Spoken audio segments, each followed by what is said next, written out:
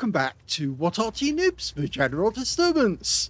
This is the SU-14-1. It's a Tier 7 Soviet SPG located on the east spawn of Studzianki. It's under the command of 73north. Game on.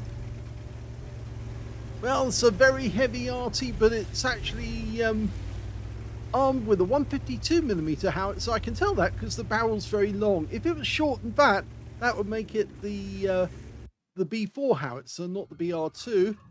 This is the BR2 howitzer.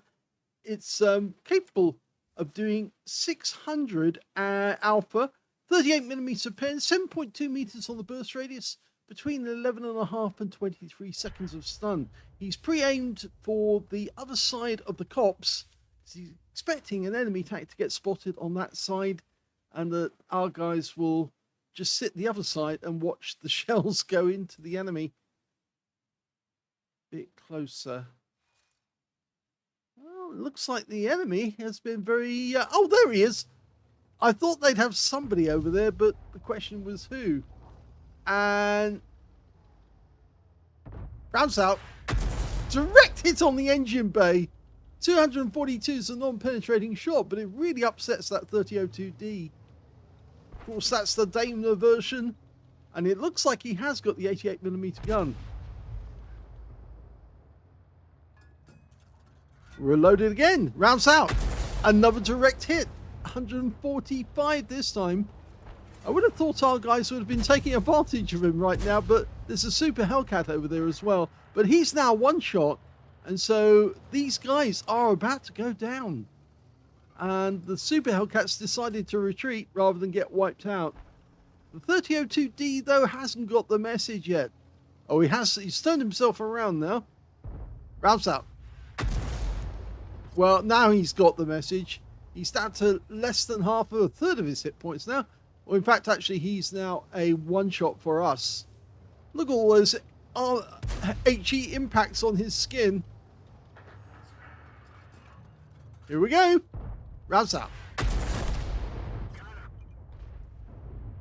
So, first kill. He really didn't get the message in the end. Now, if I was in the Hellcat, I'd be actually waiting for somebody to jump the gun and leave the cops and shoot them from the next cops over. But in actual fact, he's firing at the crossing point.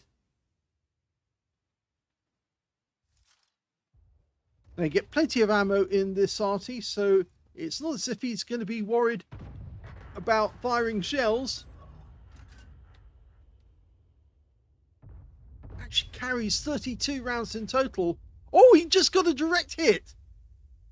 Well, it looks like we found out where the enemy Arty is, and they knocked the tree down for extra cover, but it just points to where you are.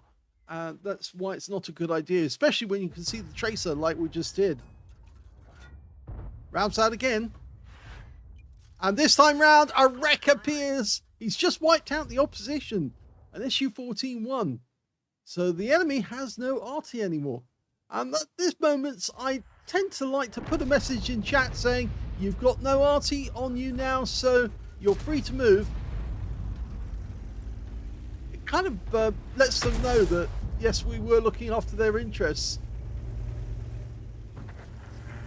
I only go after Arty if they've been spotted or if they make themselves too obvious.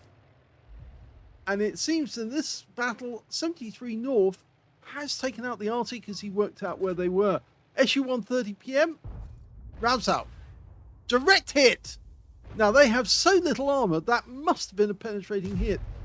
And now we've got a Borsig as well, and they're even more thin, well, on the thinnish side.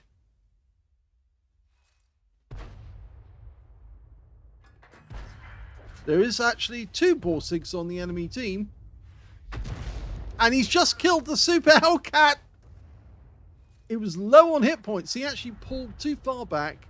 And as a consequence, he did get wiped out by a shell. At the very least, he should have been up at the cops on the one row, on the one column. But he didn't. So we're looking for the tanks that are now hiding in this general area. There's the Borsig, or one of them.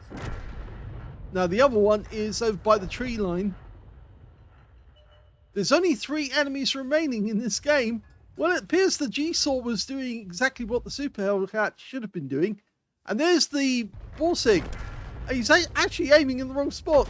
But actually he was going after the Shrek. That's what he was going after. And he got the stun, and he's getting stun assist. So yes, it has worked out well for him.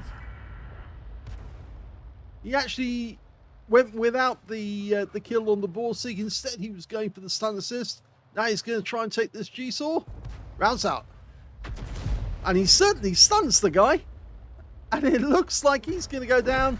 And we get the stun assist. So very good game. Very quick game.